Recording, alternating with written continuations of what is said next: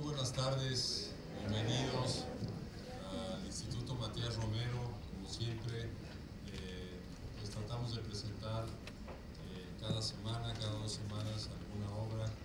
Entonces estamos muy contentos de que estén ustedes aquí con nosotros para el inicio de este ciclo. Quiero darle muy especialmente la bienvenida a la presidenta del Colegio de México, a Silvia Gurguli, quien nos acompaña esta tarde, a Fernando Lozano, a la doctora Ana Covarrubias y a Mark Manley para la presentación del libro titulado Migraciones en las Américas. Es un libro pues del cual escucharemos algunos comentarios, pero que sobre todo les invitamos a que consulten porque es parte de un proyecto muy interesante que integra varias visiones de distintos países en torno a la migración en nuestro continente. Y este libro se enmarca en un ciclo de conferencias sobre migración que hemos titulado Migración, Reflexión en la Coyuntura, ciclo que hemos organizado entre el Instituto Matías Romero con la generosidad del Colegio de México, que nos ha invitado a participar. Por ello la colaboración se da entre las dos instituciones. Vamos a presentar obras muy interesantes, son varias obras, esta es solo la primera, en torno al fenómeno migratorio en nuestro continente, en el que se van a analizar trabajos muy profundos, reflexiones muy profundas sobre no solo lo que sucede actualmente en cuanto al fenómeno migratorio en las distintas regiones de América, sino cómo esto tiene distintas motivaciones en cada caso, cómo históricamente las migraciones se han transformado en nuestra región y han impuesto, se han modificado por distintas razones, ¿no? Por contextos de seguridad, hoy en día de cambio climático, falta de empleo o la aspiración a tener un mejor salario en otro empleo, y todo ello lo que ha generado es que los estados y que las estructuras de los estados se tengan que adaptar, ajustar, reformar para poder darle muy buena atención a estos movimientos de personas, que por otra parte pues es algo que va acompañando la historia de la humanidad, de manera que estas obras que se van a presentar en el ciclo nos van a poner frente a nosotros pues circunstancias muy particulares que obligan a las personas a migrar, otras que implican retos sobre cómo darle trato a los flujos migratorios que distintos colectivos han tenido a lo largo de la historia. Y desde luego no podemos soslayar el hecho de que en este momento hay distintos colectivos que migran por razones de seguridad, por razones de reunificación familiar. Hay incluso pues niños, niñas y adolescentes que viajan solos en busca de mejores condiciones que las que pueden tener o esperar en sus países de origen.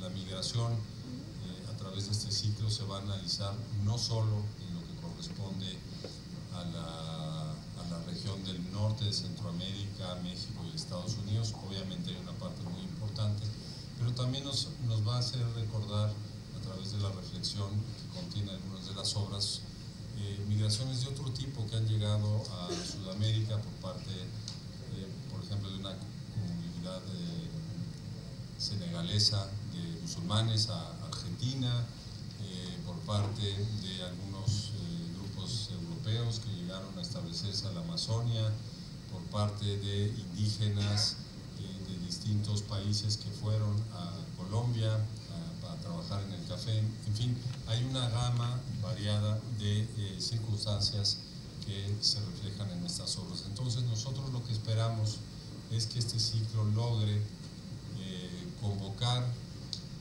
a distintos sectores, a la academia, al sector público también, y algunos otros interesados, porque al final del día, a través de las distintas perspectivas que tenemos todos los que participamos en la deliberación de estos temas, en la reflexión, en el estudio de las obras que se van a presentar, pues tenemos el mismo objetivo, y es aportar soluciones o directamente las instituciones públicas brindar condiciones para que la migración pueda ser atendida como un fenómeno normal que reviste garantizar derechos y que sobre todo desde el punto de vista de un país como México tiene un componente muy importante cultural y de desarrollo. Entonces es una pequeña introducción que yo quiero hacer sobre este ciclo, agradeciendo nuevamente al Colegio de México y a su presidenta, la doctora Silvia Yurguri, por poder establecer esta alianza. Y pues le voy a dar la palabra para que también nos dé algunas palabras desde el punto de vista del Colegio de México, pero antes quisiera presentarla a todos ustedes. Ella es socióloga por la UNAM, tiene también la maestría en demografía por el Colegio de México y es doctora en sociología por la Universidad de Brown en Estados Unidos. Realizó además estancias de investigación en el Centro de Estudios Avanzados en Ciencias de la Conducta en la Universidad de Stanford, en California. Actualmente pues, es la presidenta del Colegio de México y ha sido también directora y profesora investigadora del Centro de Estudios Demográficos, Urbanos y Ambientales en el propio Colegio de México. Fue presidenta de la Sociedad Mexicana de Demografía y directora fundadora de la revista Coyuntura Demográfica. Tiene pues, antecedentes muy amplios en lo académico y también ocupando algunos puestos, pero doctora, nuevamente muchas gracias, te damos la palabra y te damos muy especialmente la bienvenida aquí en el instituto. Gracias.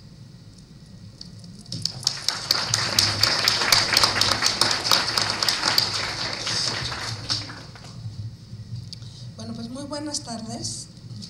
Pues para nosotros es un gusto estar aquí además en el centro de la ciudad, lejos del Colegio de México, pero es un gusto estar en un auditorio lleno y bueno, pues viendo muchas caras nuevas con interés en torno al tema del ciclo que se abre el día de hoy.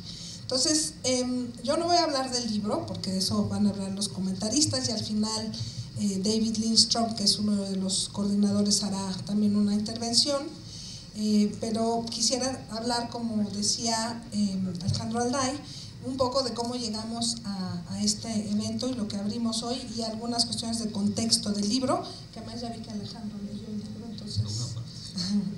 Bueno, entonces quisiera empezar por agradecerle al Instituto Matías Romero pues la posibilidad de generar este espacio de sinergia, un espacio de sinergia entre la investigación y la discusión desde diferentes perspectivas. En ese sentido, pues muchas gracias a Alejandro, a Paulina Rivera y a Ana Teresa Sáenz, que nos han acompañado en este proceso. Como decía Alejandro, el día de hoy abrimos este ciclo de presentación de libros, Migración, Reflexión en la Coyuntura, que para nosotros es un espacio de diálogo entre el Instituto Matías Romero y el Colegio de México en torno a las migraciones. Y es muy afortunado porque abrimos hoy con este libro de Migraciones en las Américas, pero haremos una presentación, al menos tenemos ya otros 5 o 6 libros en camino, algunos están acá afuera en la mesa que vieron a la entrada, y que tratan, además del tema que vamos a ver hoy, por ejemplo, sobre las experiencias de retorno en América Latina, en el caso del libro de Liliana Rivera sobre volver a casa, sobre el proceso de naturalización y la política de recepción de inmigrantes en los 50s, de Pablo Yankelevich, sobre niños y niñas de Estados Unidos que migran a México, que es un libro que hicimos Víctor Zúñiga y yo, sobre la participación política y la importancia de las comunidades, la comunidad mexicoamericana en la política en Estados Unidos y en México, de Alejandra Delano, y bueno, un estudio binacional que cubre la perspectiva de la migración y educación, salud, trabajo y marcos normativos que coordinaron Claudia Masferrer y Agustín Escobar. Estos son los que ya tenemos, digamos así, por decirlo de alguna manera, en el horno y que integrarán parte de este ciclo. Para nosotros es una oportunidad tener este espacio por muchas razones. El tema migratorio pues es un tema que tiene muchas miradas, ¿no? Miradas desde los orígenes, desde los destinos, desde diferentes disciplinas. Entonces la idea del diálogo que buscamos construir con el Instituto Matías Romero es un diálogo multidisciplinario nos interesa y lo van a ver tanto en el libro que se presenta hoy como en otros de los libros comparativos. Yo digo que los mexicanos a veces tenemos el sesgo de que pensamos que toda la migración del mundo es como la mexicana hacia Estados Unidos, y creo que hay aspectos que aprender y que nos contrastan como espejo en la discusión sobre la forma de hacer una gestión de la migración. Cuando vemos las experiencias y lo que está pasando en otros países y cómo a lo mejor aspectos que aquí son problema, en Sudamérica no son problema cuando hablas de los flujos regionales, o cómo se han resuelto otros problemas como la migración desplazada forzada en Colombia, que ahora para nosotros es algo que nos sorprende, pero que Colombia tiene mucho tiempo estudiándolo. Nos interesa también este espacio como un encuentro de diferentes actores, o sea, no es un diálogo nada más de la academia, sino con diferentes perspectivas. En ese sentido creo que la integración de la mesa es muy afortunada, porque tenemos Mark Manley con una visión desde el tema del refugio, pero además con una visión desde la perspectiva de los organismos internacionales. Fernando Lozano, que es un muy reconocido experto en migración desde la perspectiva sociodemográfica y además de análisis de la migración en toda América, es su libro más reciente que presentó también hace un par de semanas sobre migración venezolana. Y Ana Covarrubias, que no es experta en migración, pero es experta en relaciones internacionales y en relaciones internacionales en América Latina. Entonces, pues yo creo que no es nada más hacer la investigación con una perspectiva sociodemográfica o económica sobre la migración, sino para ver justamente las implicaciones que tiene en términos del manejo del flujo, pues necesitamos gente con la visión como Ana. Entonces me dio mucho gusto que Ana haya aceptado la invitación. Y bueno, con este conjunto de diferentes miradas lo que buscamos es aportar para entender un fenómeno que yo ya mencionaba, es muy complejo, muy cambiante. De hecho, una de las cosas que van a encontrar, este libro se hizo a partir de una serie de trabajos, de un primer encuentro en enero del 2017, una serie de trabajos, y es increíble cómo del 17 para acá el contexto migratorio ha tenido un cambio impresionante. Entonces el contexto migratorio cambia más rápido de lo que los académicos alcanzamos a escribirlo y explicarlo. Entonces, eso es algo que se observa. Pero también nos interesa, y yo creo que eso es importante, es decir, sí, hay la coyuntura, y a veces la coyuntura nos lleva a pensar que esto es lo que pasa, que así va a pasar por mucho tiempo. Y creemos que parte de lo que hacemos desde la academia es aportar visiones más de largo plazo, ¿no? Que dicen, bueno, sí, pero ubiquemos, por ejemplo, las grandes migraciones de México en 2000 y 2005, que eran mayores en volumen que la centroamericana que estamos observando hoy hacia Estados Unidos, y ubiquemos un poco lo que está pasando hoy en un contexto más amplio, ¿no? O ubiquémoslo en un contexto regional o mundial más amplio, y eso es lo que buscamos. Ustedes van a ver en el libro que se presenta el día de hoy una interacción entre migración y educación, trabajo, opciones diferentes de migración, migración calificada, migración y niñez, juventud, migración y poblaciones indígenas, y justamente creo que eso es lo que hace más fascinante el estudio de la migración, que es esa interacción con diferentes dimensiones. Quisiera cerrar hablando un poco de cómo se formó el libro, no del contenido, porque como ya mencioné, pues ya excusaremos a los comentaristas y a David al final. Este libro nace de una colaboración entre el Colegio de México y la Universidad de Brown, con financiamiento de Brown, del Colegio y de Santander Universidades, que nos llevó a formar un grupo de lo que llamamos institutos avanzados de estudio, con jóvenes de toda América Latina que estaban estudiando migración, ¿no? Que estaban o terminando sus doctorados o recién terminando o en una etapa pues, de inicio de sus trayectorias académicas. Y pues la idea era justo tener este espacio de diálogo. Fue un taller o un instituto muy intenso de discusión de los problemas actuales y de mucha discusión de metodología. Porque parte de lo que hacemos nosotros desde la visión sociodemográfica o de ciencias sociales más aplicadas es buscar las formas de estudiar con mucho rigor pues algo tan complicado como es la migración. De ahí, de este grupo, después que terminó el instituto, o al final del instituto se habló de la idea de hacer trabajos, colaboraciones, en algunos casos trabajos comparativos, como se ven en los capítulos, entre quienes integraron este instituto. Y así llegamos a este libro que estamos presentando hoy, y que pues para nosotros parte de gusto y del orgullo que nos da es que es resultado de una discusión posterior y de formación de una nueva generación de investigadores en migración. Y bueno, pues yo quiero agradecer a quienes editaron el libro conmigo, a Jessica Nájara y a David Lidstrom, y bueno, pues por supuesto también a todos los autores. Fue una gran experiencia también en términos de formación de recursos humanos, y es algo que este año repetimos ahora solo centrado en Centroamérica y que esperamos que también tenga muy buenos resultados. Bueno, pues para no robar más tiempo ya la presentación del libro, no me queda más que agradecer de nuevo al Instituto Matías Romero, a Alejandro Alday, a Ana Teresa, a Paulina, desde el Colegio de México, a Irving Arriola, que es nuestro enlace en esta colaboración con el instituto, y pues a todos ustedes por estar aquí y acompañarnos, por su interés en este libro, y pues muchas gracias.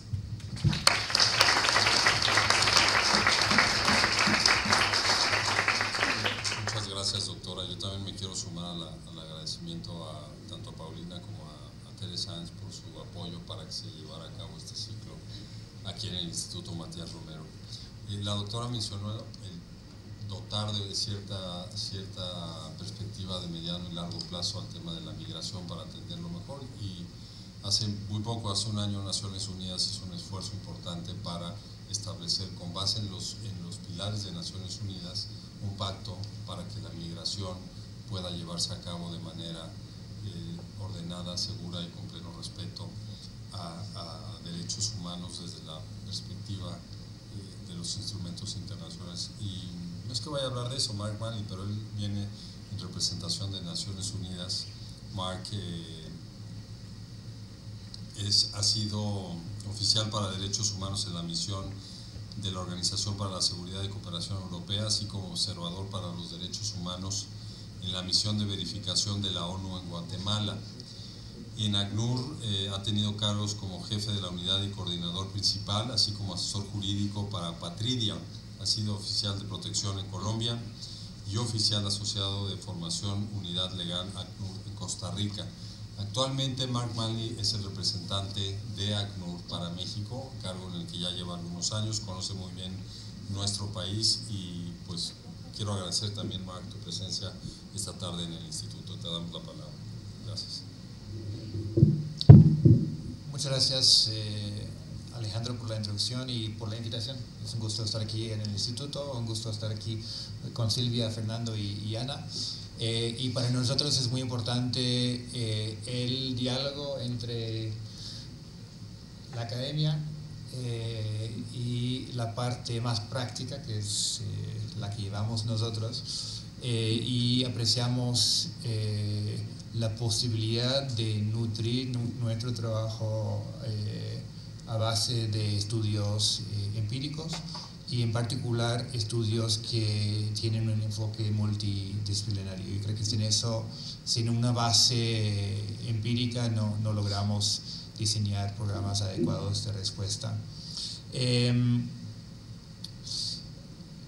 Algo muy interesante de este libro es que sorprende con la diversidad de los casos de estudio que presenta, y revela, yo creo, que la complejidad y la diversidad del fenómeno migratorio en la región.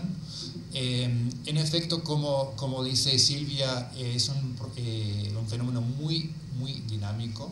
Estoy seguro que los estudios que se están realizando en este momento en Sudamérica o Centroamérica tendrían que ver, por ejemplo, el fenómeno de la salida masiva de personas de Venezuela, que está afectando de manera con gran impacto social a muchos países de la región. Son más de 4.6 millones de personas que han salido de Venezuela en los últimos 5 años ahora. Eso no lo hemos visto tanto en México. Pero en esta región, o sea, en esta subregión aquí en Mesoamérica, en México, en Norteamérica, lo que estamos viendo más son los temas de centroamericanos, obviamente, pero también fenómenos de llegada de los denominados extracontinentales, es decir, personas que llegan de fuera del continente americano. Yo quizás,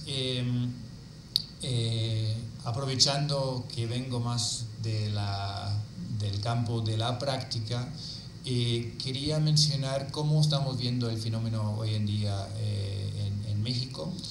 Y quería empezar con una anécdota. Nosotros, para entender la realidad en el país donde estamos trabajando, nos basamos mucho en estudios académicos, obviamente.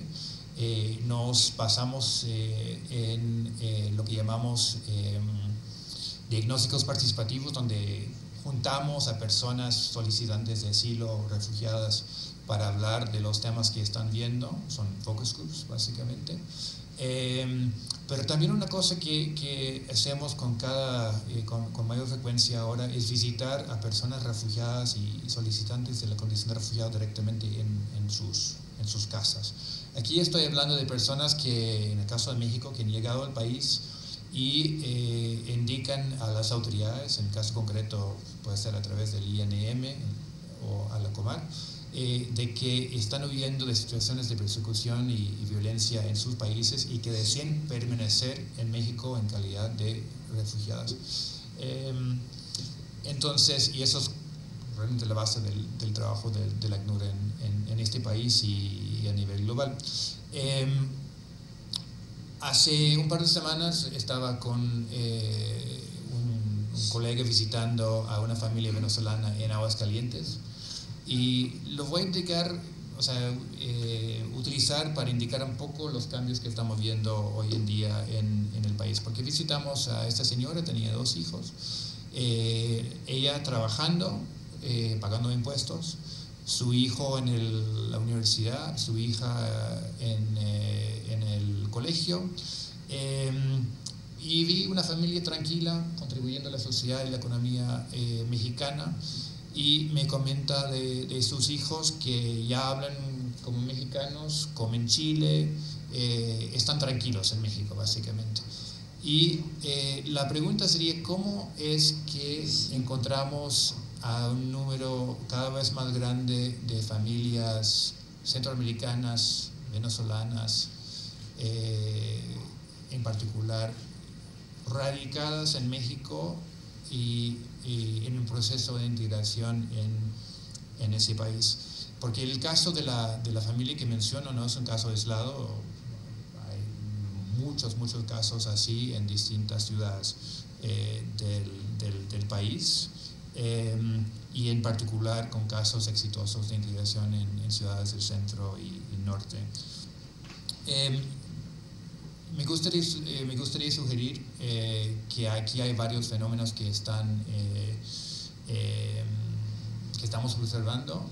Son fenómenos mucho más amplios, y de hecho, tengo que observar que nuevamente que vengo aquí del campo de la práctica, entonces vamos a ver cómo reaccionan los estudiosos y estudiosas del tema.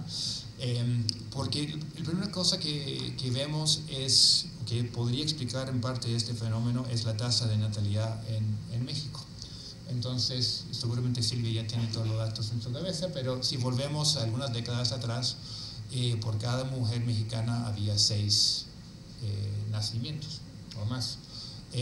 Si no me equivoco, en los últimos datos estamos con 2.2 o 2.3. Es decir, que está cambiando el pirámide demográfico del país. De hecho, ya no es pirámide, es más bien algo que es más angosto en la base, y la parte más ancha está un poco más arriba. Y eso significa que en 5, 10, 15, 20 años habrá menos personas entrando en el mercado laboral que hay actualmente en las edades de 16 a 28 o 30 años. Entonces ya es un cambio demográfico fuerte que estamos viendo en México. La segunda cosa que estamos viendo son cambios en la economía en el país. Hay un mercado laboral muy dinámico en ciertas partes del país, y eso vemos en términos de creación de empleo en algunas entidades federativas en particular. Querétaro, por ejemplo, yo creo que este año ya hay más que 30,000 nuevos empleos en un estado relativamente pequeño. Y el tercer fenómeno que vemos es que hay muchos mexicanos que podrían tomar los empleos que se están creando, pero no están necesariamente en las regiones del país donde hay esa nueva oferta en el mercado laboral. Y hay un costo-oportunidad para la persona viviendo en pobreza en el sureste de moverse para una ciudad del centro o norte, y por ende en muchos casos no se mueven. Y eso hace que hay oportunidades en el mercado laboral que se quedan sin aprovechar.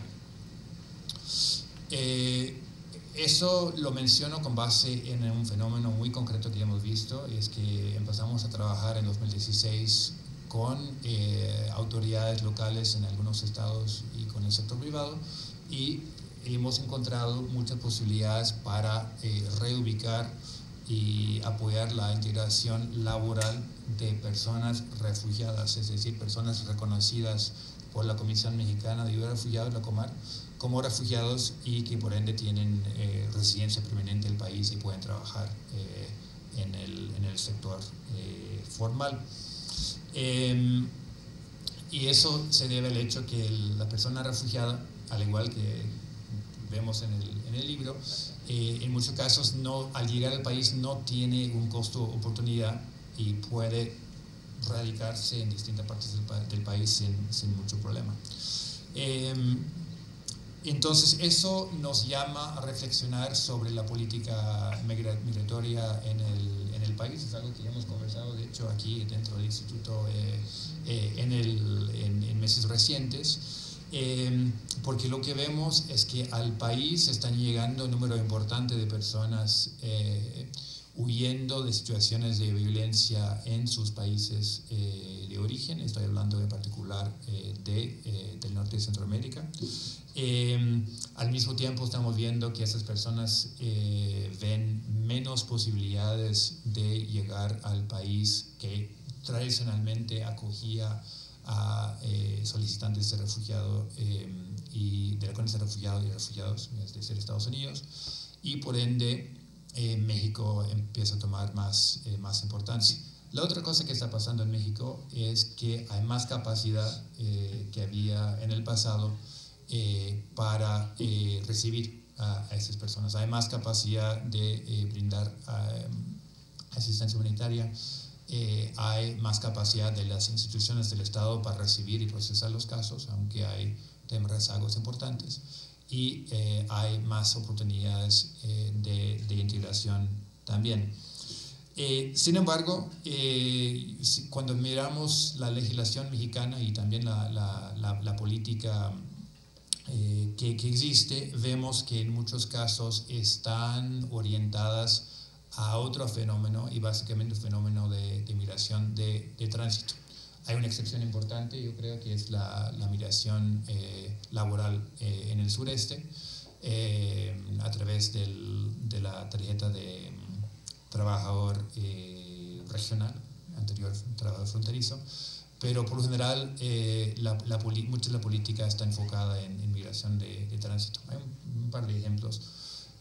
Si vemos, por ejemplo, el Seguro Popular, que está por desaparecer, vemos que hay cobertura para una persona migrante para 90 días. Esto claramente es diseñado para una persona que o está en tránsito o rápidamente se va a regularizar su estadía. Sin embargo, una persona que llega y solicita la condición de refugiado a la Comar no está aquí para 90 días y espera mucho más que 90 días en ese momento para una decisión. Y así hay otros ejemplos. Entonces, frente a eso, y frente al hecho que estamos viendo un número cada vez mayor de personas que indican que México no es un país para llegar a otro, sino un país de destino, lo que hace falta es revisar las políticas de inmigración laboral. Hay que revisar las políticas en cuanto a educación, salud, las políticas de atención a niñas, niños y adolescentes que ya mencionó Alejandro, y también hay que fortalecer el sistema de asilo y concretamente frente a la Comar, el Instituto Nacional de Migración y otras instituciones como el DIF o las Procuradurías de Protección de Niñas y Niños. Pero es importante tener claro de que la parte de refugiados en esto, la parte de asilo, solo es una pequeña parte de un contexto mucho más amplio. Y nuevamente es muy interesante ver el libro porque la parte de refugiados pues casi no hay, ¿no? Y eso es importante porque el tema de desplazamiento forzado ha tomado mucha importancia en la región y aquí en México, pero es una pequeña parte de un contexto mucho más amplio. Entonces hay que entender las migraciones en toda su complejidad, incluyendo la migración laboral. Y si no lo vemos así, hay una trampa, entonces hay que evitar de caer en esa trampa.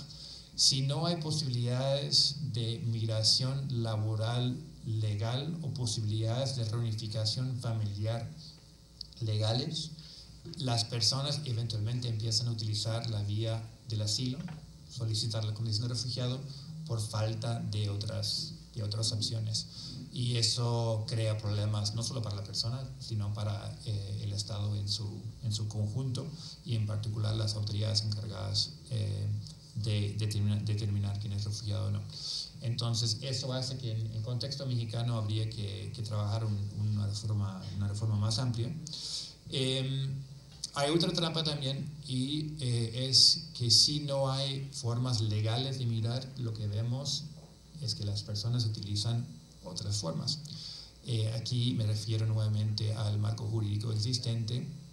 En este momento, para una persona que desea solicitar la condición de refugiado en México, que llega desde Guatemala, si solicita la condición de refugiado en la frontera, termina en una estación migratoria, es decir, termina en detención, que no es un lugar donde quiere estar cualquiera, o en particular si está con niños.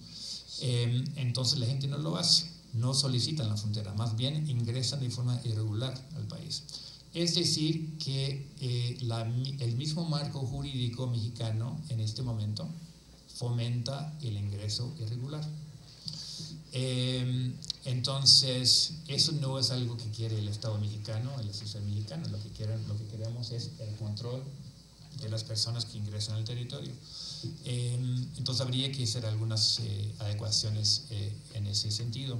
Eso lo menciono porque hemos visto un cambio en la opinión pública en los últimos 12 meses. Y en muchos casos tiene que ver con las imágenes que hemos visto en las noticias de desorden, de personas que ingresan al país, que están en números grandes, las denominadas caravanas, y eso crea cierto miedo en la población, porque es algo que ven grupos grandes de personas, ven desorden y eso crea creado cierto rechazo. Lo mismo ha pasado en varios países europeos. Frente a eso, ¿qué es la respuesta? Pues cambios en la política para asegurar que sí hay canales legales, hay procesos justos, eficientes, apegados a los derechos humanos, pero que hacen que esto sea un proceso ordenado que asegura el ejercicio de los derechos humanos de la persona y busca también cumplir con los deseos de la sociedad mexicana y satisfacer también las necesidades que vemos en la economía. Entonces, si no logramos esa transición, digamos, y seguimos viendo ese tipo de procesos desordenados, lo que veremos es más xenofobia y reacciones políticas que tienden a cerrar los espacios, a buscar políticas menos inclusivas y no más inclusivas. Entonces, muy importante que la política se vaya adecuando a esta nueva dinámica. Ahora, al imaginar el futuro, para nosotros la imagen no debería ser de las caravanas. La imagen que nos gustaría tener para el futuro sería más bien la imagen de la familia venezolana que mencioné al inicio, pero también podría ser la imagen de los refugiados españoles que llegaron empezando en junio de 1939, de los judíos europeos que llegaron en esos mismos años, de los chilenos, uruguayos, argentinos que llegaron en los años 60 y 70, de los guatemaltecos que llegaron en los años 80, personas que llegaron a México, que contribuyeron a la sociedad, a la cultura y a la economía de este país, y que han enriquecido México. Pensamos que eso es la imagen que habría que tener en mente al diseñar la política, porque no debe ser un tema de miedo, de preocupación, sino más bien de ver cómo aprovechar este momento histórico.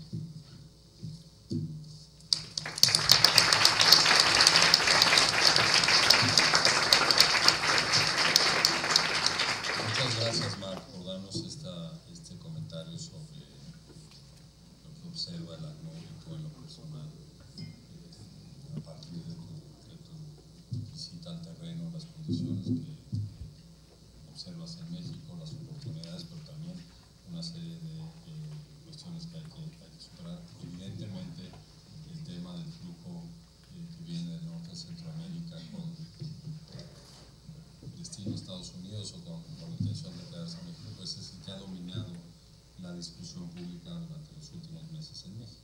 Esto es así, y cierto es que también el ACNUR ha sido un actor importante, una pieza muy útil para aliviar la situación de muchas de estas personas, al apoyar a la Comar, a insistir con el gobierno mexicano en mejorar algunas prácticas y también reconocer algunas cosas que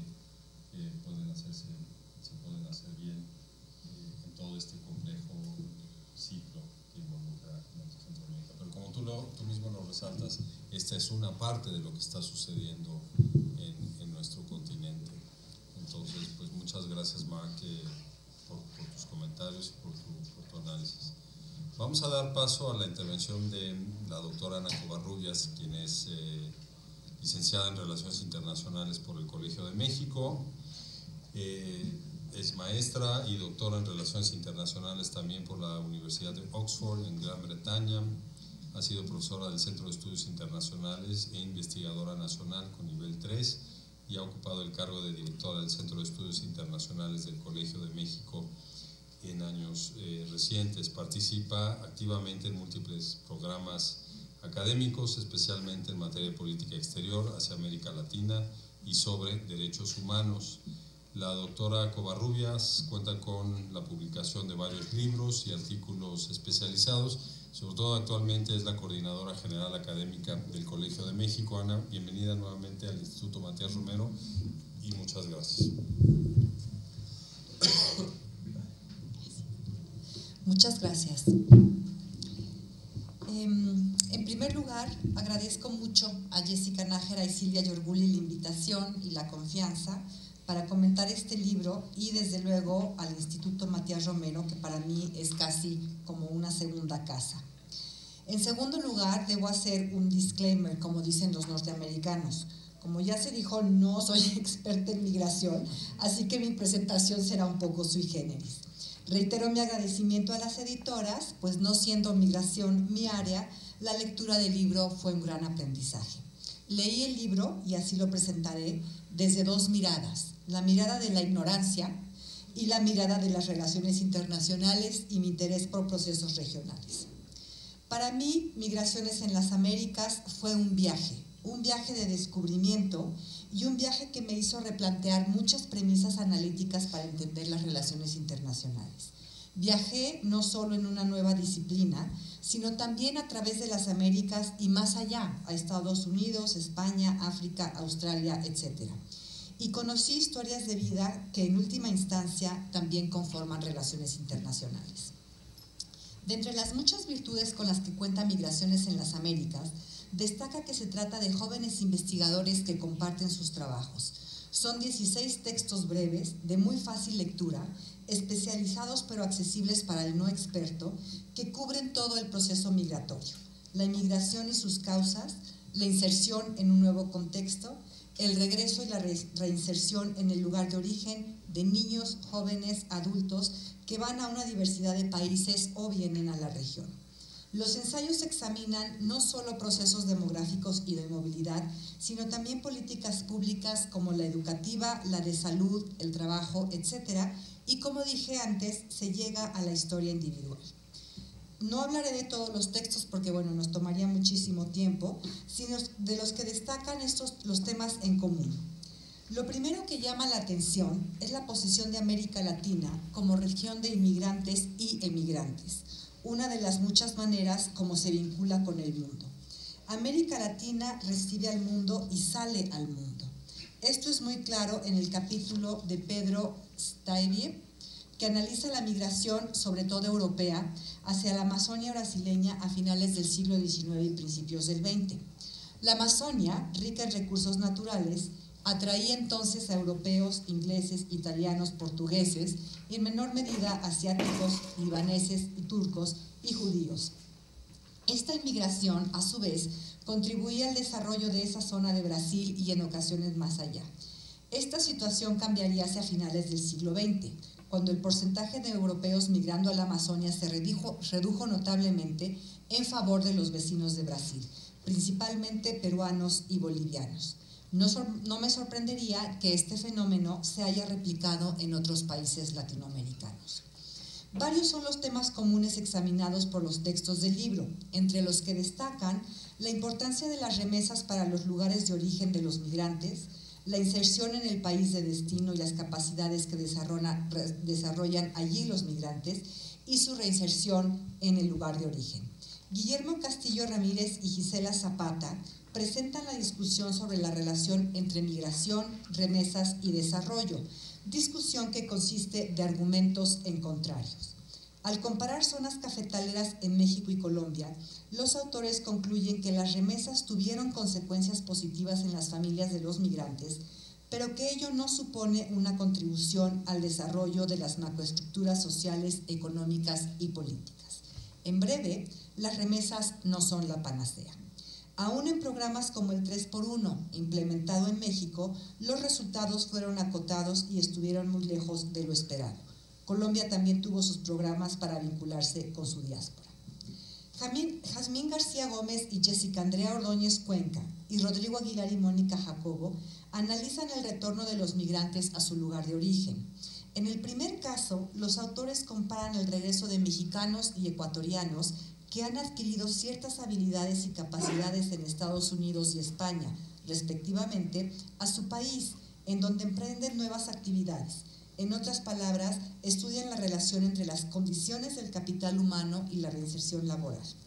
Aunque los autores reconocen que el migrante puede regresar a hacer lo que hacía antes o cambia de ocupación, concluyen que en los casos examinados sí hubo cierta movilidad laboral, especialmente hacia el autoempleo y el desarrollo de un oficio.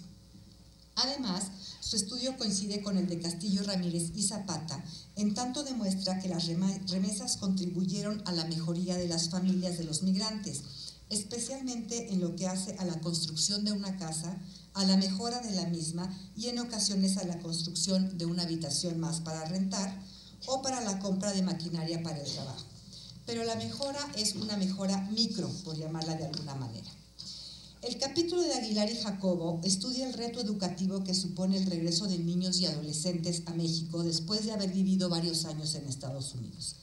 Aguilar y Jacobo identifican tanto problemas burocráticos que se han ido resolviendo, sobre todo después de que Trump ganara la presidencia, problemas como el solicitar apostillas o traducciones oficiales, como sociales y pedagógicos. En muchos casos, los niños y jóvenes de retorno no hablan el español y llegan acostumbrados a modelos pedagógicos muy distintos.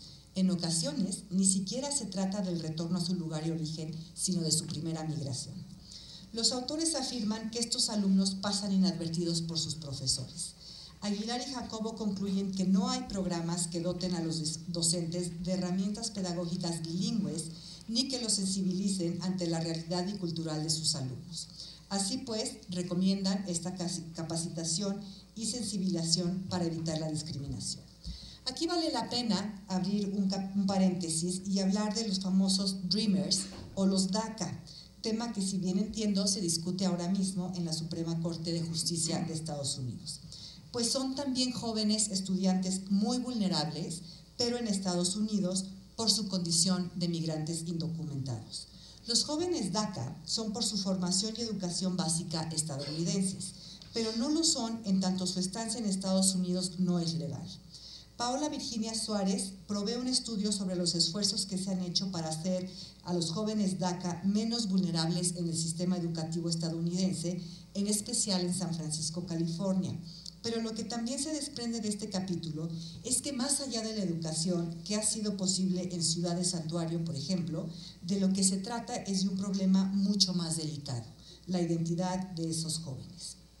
Finalizo esta parte de la presentación con dos capítulos que me parecieron fascinantes, y no quiero decir fascinantes porque sea algo bueno, porque son historias muy duras, pero sí fascinantes por lo que supone la migración. El de Delia Dutra sobre las mujeres peruanas en Brasilia y el de Juan Tomás Ordóñez sobre el trabajo infantil y la migración transnacional indígena ecuatoriana en Colombia. Dutra relata la experiencia de 10 mujeres peruanas que migran solas a Brasilia en búsqueda de una mejor vida y trabajan en el servicio doméstico. Se trata de historias de vida que quizá rebasan el aspecto migratorio y se refieren más al tipo de empleo. Cito a la autora: fue posible identificar un fuerte vacío de honra y falta de estima social asociado por las propias migrantes a la profesión de trabajadoras domésticas, así como también dificultad para alcanzar la movilidad social y profesional deseada. A pesar de esto, las migrantes dan continuidad a sus proyectos y sueños, alimentando de esa forma el trabajo diario y las estrategias de sobrevivencia en un contexto donde el sentimiento de aislamiento está presente, así como también la sensación de haber roto con una forma de vida que por momentos desean recuperar, pero también a veces olvidar. Fin de la cita. El trabajo de Dutra es muy interesante por su enfoque metodológico y porque en última instancia se trata de historias de vida, y el capítulo está muy bien logrado en tanto logra transmitir las disyuntivas que enfrentan las migrantes trabajadoras domésticas, sus expectativas, la explotación a las que están sujetas y el vacío profundo en el que viven por ser migrantes y contar con un trabajo poco reconocido socialmente, excepto en el caso de las cocineras, que son muy bien recibidas y sobre todo por diplomáticos, y de lo cual son perfectamente conscientes.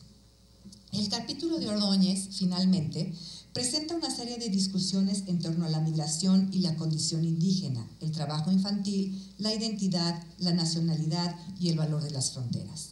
Inicia con lo que parecería un contrasentido: la categoría de indígena y migrante simultáneamente. Se trata de indígenas ecuatorianos en Colombia, los quichua, que cuentan lo que podríamos llamar usos y costumbres que incluyen el trabajo infantil y adolescente. Así pues, este tipo de trabajo se normaliza, pero al mismo tiempo se da también la explotación infantil e incluso el tráfico o trata de personas. De esta manera, el capítulo examina otro tipo de ilegalidad y plantea problemas sumamente interesantes sobre grupos que así han vivido por años y que esta forma de vida se sigue reproduciendo. ¿Qué puedo decir como internacionalista de migraciones en las Américas? Que obviamente la escuela que corresponde a este tipo de análisis es la de las relaciones y los actores transnacionales. Las fronteras están y no están. El libro no trata la migración desde la perspectiva de políticas exteriores o internas, ni de relaciones entre estados, pero el Estado y las fronteras están siempre presentes. Para que haya una relación, un actor o una red transnacional, debe haber fronteras, pero al mismo tiempo estas no son definitorias. Así pues, hay un estado rondando por allí, como lo verían las perspectivas más tradicionales de relaciones internacionales, y se hace evidente también por cuestiones como la identidad, la nacionalidad, la ciudadanía, etc. Creo que lo que más me movió el libro como internacionalista es la problematización del Estado. ¿Qué es? ¿En dónde está? ¿Y para qué sirve? En este sentido, el libro me recordó también a la escuela pluralista que sostiene que las relaciones internacionales son no solo la relación entre estados entendidos como pelotas de billar, sino telarañas que se superponen.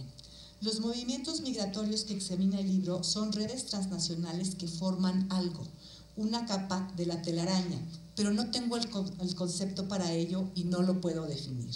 Son redes transnacionales, movimientos transnacionales, actores transnacionales, cada uno con su lógica, pero con rasgos en común y tan importantes que se ha llegado a crear la Organización Internacional de las Migraciones y se concluyó, como ya se dijo, el Pacto para una Migración Segura, Ordenada y Regular. Las migraciones son un actor de las relaciones internacionales a pesar de la existencia de estados soberanos capaces de definir sus políticas migratorias. Migraciones en las Américas refleja así un continente de estados soberanos y de movimientos humanos al mismo tiempo. Conviven dos realidades que podrían parecer excluyentes, pero son dos capas de la telaraña. ¿Podría hablarse de una reconfiguración de la región? Depende cómo se mire. Al terminar de leer el libro, pensé que podría tratarse de un tipo de regionalismo distinto, un regionalismo desde abajo.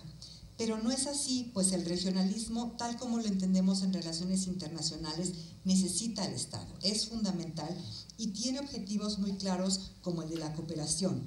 Supone también intereses en comunes, en el libro el Estado está y de muchas maneras, pero no es quien dirige el fenómeno migratorio, no es una política de Estados, al contrario, el Estado en muchas ocasiones se defiende de la migración. Esta definición está muy lejos de lo que representa la migración, pero sí hay una América Latina migratoria. Y regreso a una de mis ideas iniciales, es la vinculación de la región con el mundo y entre los países que la componen. Quizás sea esta idea una de las contribuciones del libro a las relaciones internacionales, junto con la problematización de lo que significa el Estado. En conclusión, Migraciones en las Américas no es un libro solo para especialistas en migración, también lo es para el estudioso de las relaciones internacionales. Muchas gracias.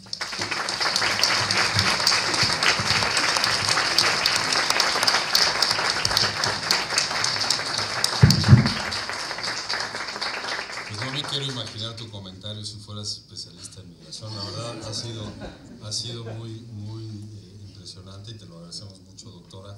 Cuando haces el comentario sobre que el Estado se desprende de la migración, me viene a la mente dos temas que mencionaste y que están hoy en día sobre el tablero, sobre todo en la relación México-Estados Unidos. El tema de los Dreamers, que son grupos de jóvenes que hoy día no saben si mañana van a estar con un estatus legal en los Estados Unidos. Se está revisando al más alto nivel de la justicia en ese país, pero que en los años previos han tenido la oportunidad perfectamente de ingresar a una universidad, de obtener un trabajo, de pagar impuestos, en fin, de ganar esas condiciones que no tuvieron de origen porque sus padres los llevaron muy pequeños y sin preguntarles, y hoy que tienen una vida de adolescentes, jóvenes y adultos, pues quieren llevar a cabo de una manera ordinaria. Y también el tema de los retornos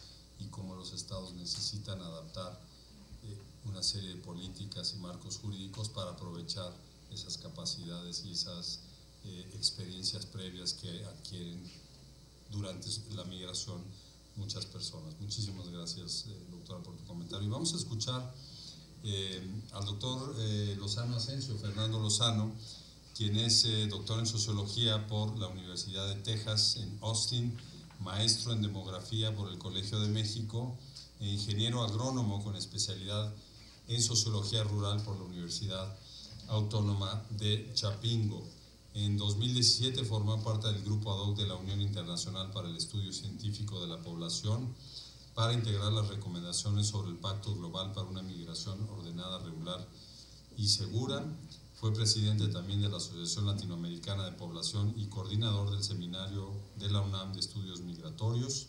Actualmente el doctor Lozano es investigador titular C del Centro Regional de Investigaciones Multidisciplinarias, el CRIM de la UNAM, donde coordina el área de estudios sobre migraciones y transformaciones sociales y la cátedra CONACYT sobre migración calificada. Fernando, te damos la palabra y te agradecemos también tu presencia aquí en el instituto. Muchas gracias, Alejandro, Silvia.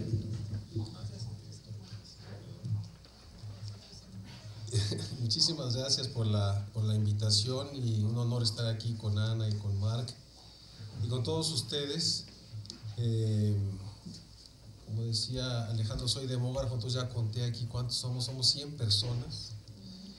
Impresionante, porque en las últimas 2 semanas he estado en 3 presentaciones del libro que tienen rasgos en común, ¿no? Los 3 son sobre temas de migración. Los 3 son sobre temas de migración en América Latina, ¿sí? Es decir, quiere decir que son producto del trabajo y reflexión de muchos grupos de investigación, no solo a nivel local, sino este trabajo en red que caracteriza el trabajo académico. Un siguiente rasgo común en las presentaciones es que hemos tenido auditorios así como estos, ¿no? Y sí llama la atención, porque se cree que las presentaciones de libros son aburridas, y esto da cuenta de que hay muchísimo interés, ¿sí? Otro rasgo importante es de que hay muchos jóvenes en las presentaciones, pero hay algo que sí, en las 3 presentaciones, bueno, todavía no hago mi reflexión sobre esta, pero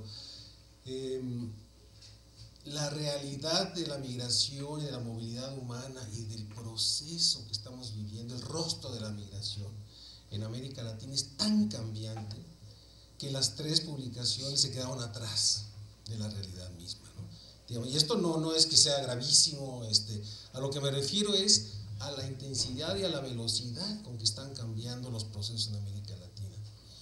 Y eso también implica que repensemos y modifiquemos y pensemos en nuevas formas de trabajo para seguir pulsando y reflexionando de una manera más pegados a la realidad. Y esto fue una reflexión que se hizo, que se ha hecho pues en todas, y bueno, yo también al final voy a retomar esta situación. Yo quiero dividir mi participación en 4 aspectos que estarían orientados a que ustedes digamos, salgan con el interés de leer el libro Migraciones en las Américas. Un primer aspecto que yo resaltaría que destacaría como experiencia es, y algo que recuperaría de esto y de una manera muy clara está presente en este libro, es este esfuerzo interinstitucional, digamos binacional y digamos transnacional, dado que hay financiamiento importante de Santander Universidades, pero o sea, estamos hablando de un esfuerzo en donde instituciones académicas de más alto nivel de México, Estados Unidos, convocan a investigadores jóvenes en un esfuerzo en donde, digamos, voy a hablar un poquito más sobre la experiencia de lo que es la reflexión colectiva, pero que es digamos, una como experiencia de trabajo, es un modelo a seguir, ¿no? Yo soy profesor de la UNAM desde hace 20 años y me quiero llevar esa experiencia como una forma de trabajo, y que aparte ustedes lo comparten y lo desarrollan con otros actores, en este caso con quien nos está recibiendo en este momento, que es el Instituto Matías Romero, y con otros actores, ¿no? Entonces, en ese sentido es una experiencia de trabajo muy, muy importante. Un segundo tema que está vinculado con mi primera intervención, o lo que decía yo al principio, es este tema general de las migraciones y las movilidades en América Latina y el Caribe. Es una realidad sumamente cambiante. Y eso es algo que tenemos que tener en cuenta al entender la lectura del libro y al entender ciertos y varios de los temas que se desarrollan en el mismo. Entonces yo quisiera hablar un poquito del contexto de la movilidad y de la movilidad humana en América Latina. En primer lugar, estamos hablando de una realidad política muy cambiante, y que eso implica cambios en las legislaciones, en la certeza y la seguridad jurídica, en los marcos jurídicos existentes, dado que es, digamos, común que ciertos gobiernos más liberales adopten políticas más favorables a la migración frente a gobiernos más conservadores o menos flexibles que eventualmente generan, digamos, barreras y son contenedores de migración. Sin embargo, ese rasgo de un cambio que hemos visto y que fue de alguna manera un patrón persistente en América Latina, no necesariamente se comprueba en la realidad, ¿sí? Muchos países que siguen siendo, digamos, en general teniendo políticas migratorias abiertas, liberales, eventualmente tienen que, digamos, se ven presionados, como es el caso del gobierno mexicano, a tener que imponer barreras a la migración para poder filtrar flujos importantes y que ello implique evitar un flujo desencadenado hacia los Estados Unidos. Cambios en la dinámica económica que también impactan el rostro de la movilidad humana en América Latina, ¿no? Y esto a qué nos referimos en particular: a procesos de crisis económica, el caso, por ejemplo, muy claramente venezolano, en donde hay procesos de inflación, procesos de desempleo, digamos, junto con procesos de carácter político, pero que los rasgos económicos y sus cambios vertiginosos también implican patrones en cambios en la movilidad humana, ¿no? Y otras características que es importante tomar en cuenta, que tienen más profundidad histórica, como el hecho de que América Latina había sido considerada como, digamos, como un reservorio de mano de obra que salía hacia el norte global, ¿no? Hacia Estados Unidos, hacia Europa, y sin embargo en este momento estamos viendo que, sobre todo a partir de la crisis económico-financiera del 2008 y los procesos posteriores a esa crisis, implicaron procesos de retorno muy importantes, ¿sí? Y otros procesos propios más de la dinámica latinoamericana implicaron, digamos, una transformación radical de la dinámica migratoria al interior de la región, con incrementos importantísimos de la migración intrarregional.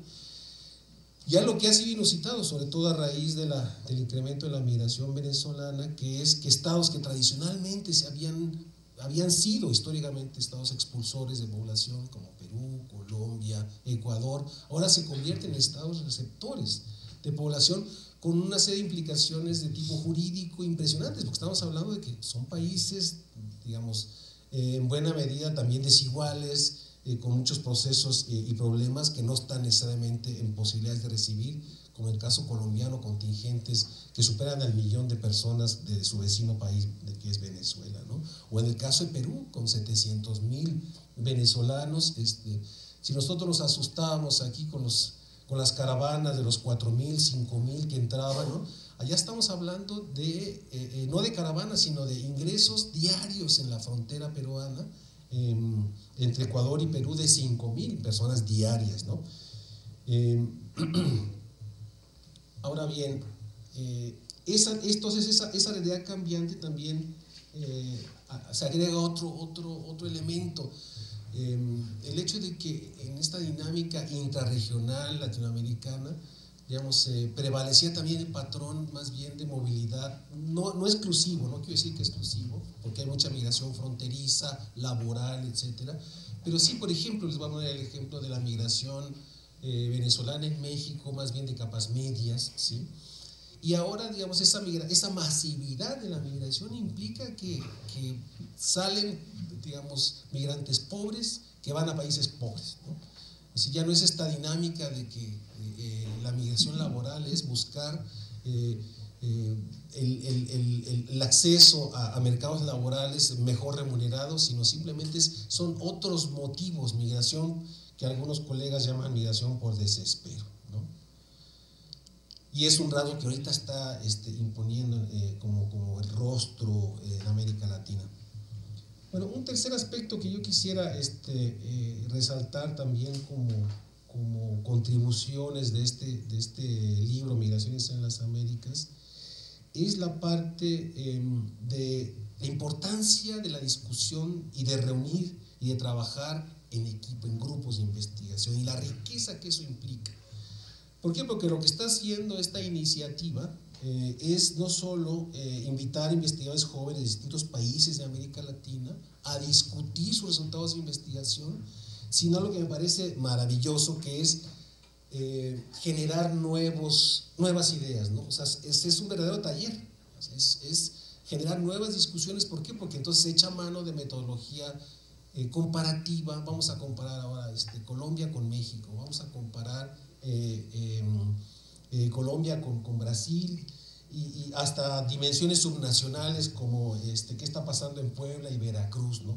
En ese sentido me parece que es muy importante el que no solo hay que reunirse para platicar de los hallazgos, sino para construir nuevas ideas.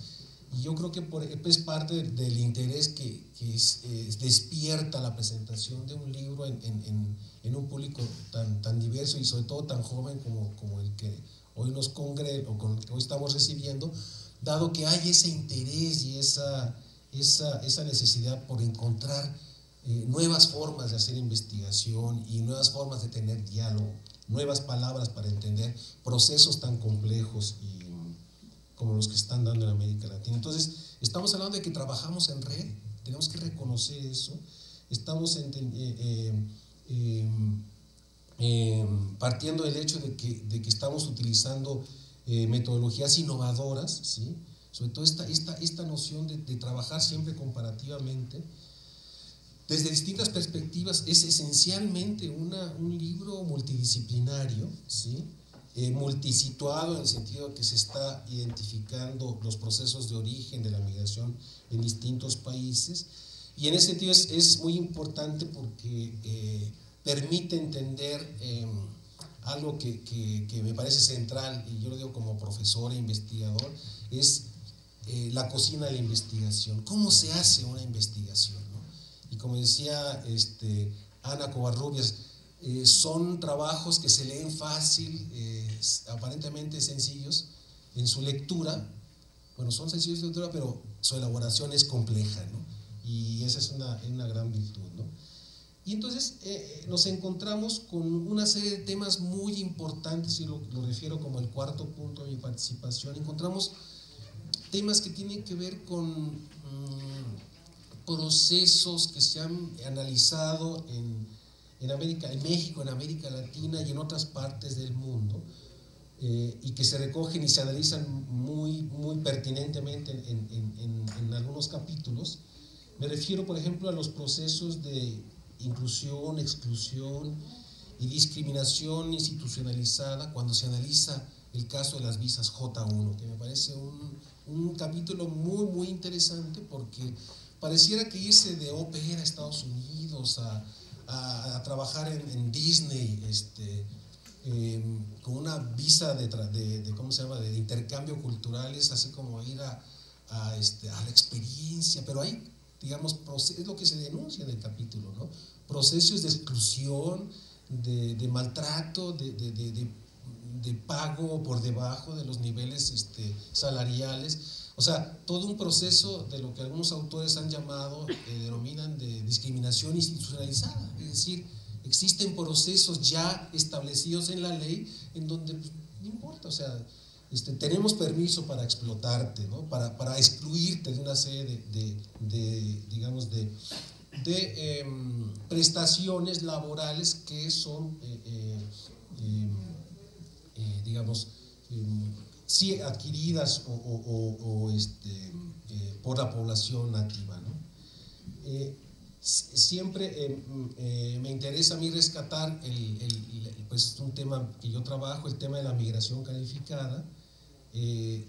Me gustó mucho la perspectiva comparativa del capítulo sobre Colombia y México, y sobre todo no tanto porque hablen de, bueno, qué es lo distinto en ambos, sino también qué es lo común en ambos, ¿no? Sino también en cierta medida el hecho de que la inserción laboral de esta migración calificada es desafortunadamente en condiciones de subutilización y que sobre todo se confirman esos patrones en el caso de las mujeres, ¿no? Es decir, las mujeres calificadas tienden a tener mayores niveles digamos, de inserción en condiciones de subutilización, lo que en la literatura se habla como desperdicio o desperdicio de cerebro, ¿no? Están los temas de retorno, que es muy importante seguir trabajándolos, ¿no? Aquí hay colegas que han seguido trabajando retorno en general, en el caso de México, Ecuador, retorno infantil. Nuestro alumno en común, Rodrigo Aguilar, que dirigimos su tesis doctoral, que da gusto seguir viendo cómo siguen examinando estos procesos, ¿no? Y sobre todo viendo, en el caso de México, que no solo estamos hablando de niños que nacieron en México, que se fueron con sus padres y que regresaron, sino que son hijos de migrantes mexicanos que nacieron en Estados Unidos y que precisamente como el proceso social del retorno, en los estudios se consideran como parte de esta población retornada, aunque en rigor no son retornados, son nacidos en Estados Unidos. Esto de los nuevos grupos de migrantes e inmigrantes es muy, muy importante, y aquí, digamos, nos dan pistas. Es el caso que comentaba Alejandro de los senegaleses en Argentina.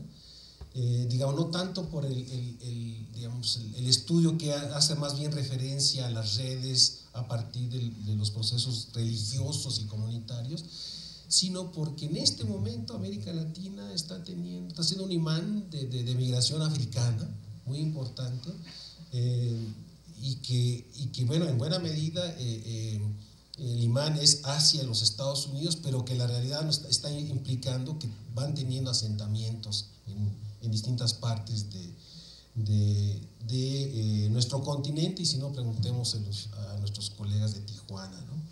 Es decir, que aquí ya nos está indicando estos, ¿cómo se llama?, temas emergentes en el rostro de la migración latinoamericana, ¿no? 3 artículos muy importantes sobre migración indígena, y no solo en general sobre procesos en general de decir, bueno, los migrantes, los indígenas también migran, sino ligados a los procesos de salud, como es el caso del trabajo de Costa Rica. Hay un capítulo muy interesante que yo recomiendo mucho su lectura, que tiene que ver con esta dimensión subregional de las políticas migratorias, ¿no? Siempre hablamos aquí de la política nacional, y bueno, ¿y qué pasa con las políticas estatales, ¿no? ¿Cómo opera toda esta dimensión nacional, pero ya en espacios subnacionales, y sobre todo si existen o no legislaciones ad hoc o específicas, y si existen? Eso es lo más interesante, y lo más interesante es de que, bueno, y a veces lo triste es de que a pesar de que existen, digamos, el grupo de atención en estos niveles subnacionales no siempre es el más adecuado, o trabaja, como dirían en el estado donde yo vivo, que es el estado de Guerrero, trabajamos con las uñas, ¿no? Porque hay un programa de atención a migrantes, ¿no?, que tiene 4 empleados que realmente son unos samaritanos, ¿no?, para atender retornados, apostillas, una cantidad impresionante de trámites que demanda esta comunidad. Es una comunidad transnacional, ¿no? Y que a veces no vemos esa dimensión subnacional. Entonces es muy interesante la lectura de este trabajo, ¿no? Y bueno, el último texto sobre migración, que tiene que ver con procesos ambientales, ¿no? Eso es algo que vamos a estar viviendo muchísimo más, ¿no?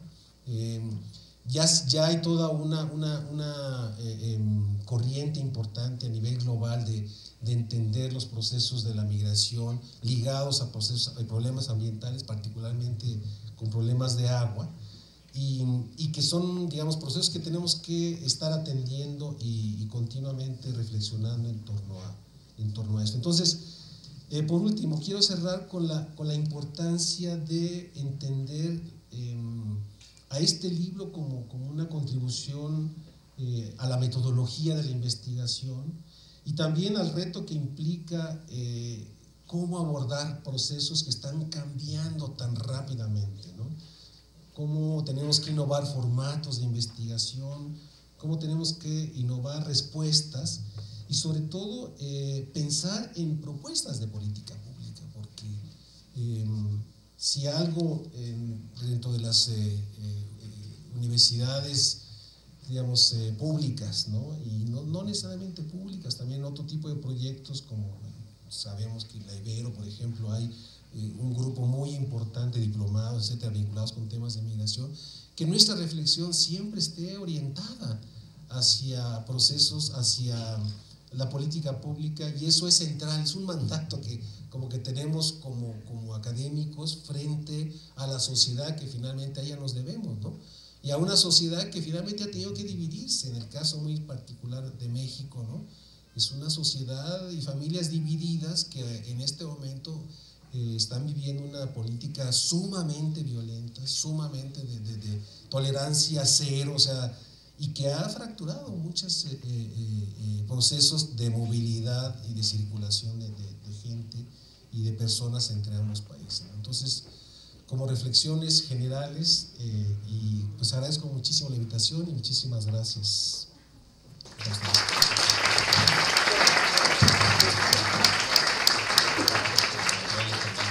Nosotros agradecidos por tus comentarios y por los distintos ángulos que has compartido en torno pues al análisis que has hecho de la lectura del libro.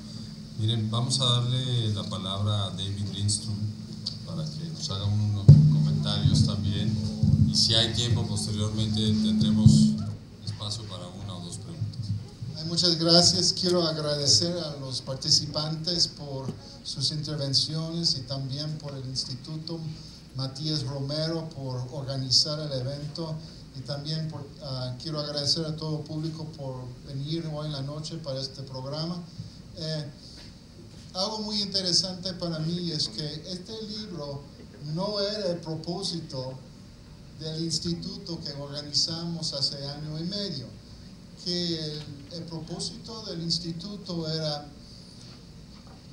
juntar, reunir jóvenes investigadores en América Latina trabajando en el tema de migración para como tratar de establecer una comunidad de investigadores, porque un comentario muy común entre los jóvenes era que se sentían solos en sus países porque eran de 1, de 3 o 4 investigadores trabajando en el campo de migración.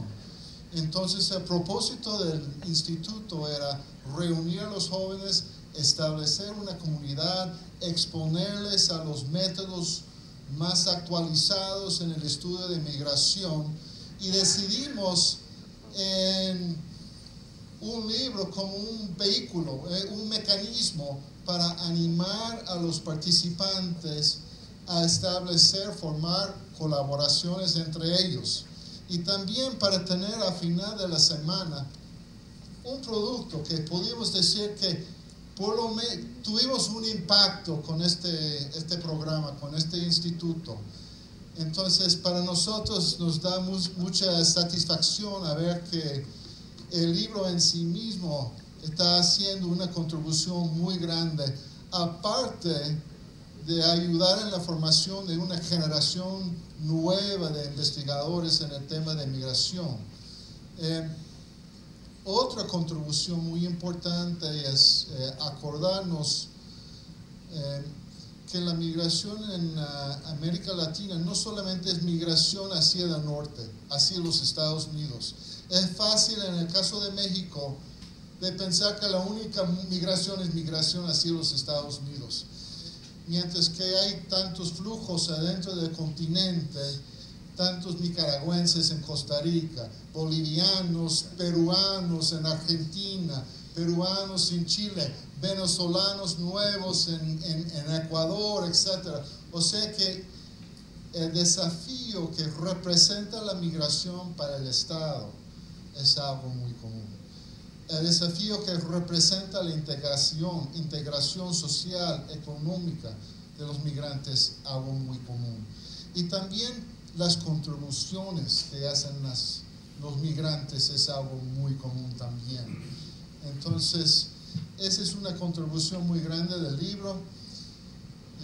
Y también, como dije, no puedo enfatizar demasiado la importancia de colaboraciones para avanzar a la ciencia, que la ciencia no se avanza por gente trabajando solos en sus cubículos, pasa por colaboraciones. Y otra contribución del instituto es que ya estamos en colaboraciones nuevas sobre la migración en América Latina. Estamos trabajando en Uruguay. Hace 2 semanas recibimos un compromiso de finanzas para hacer un estudio de migrantes en destinos importantes en todo el continente para responder a todos los movimientos nuevos. Entonces, muchas gracias a todos.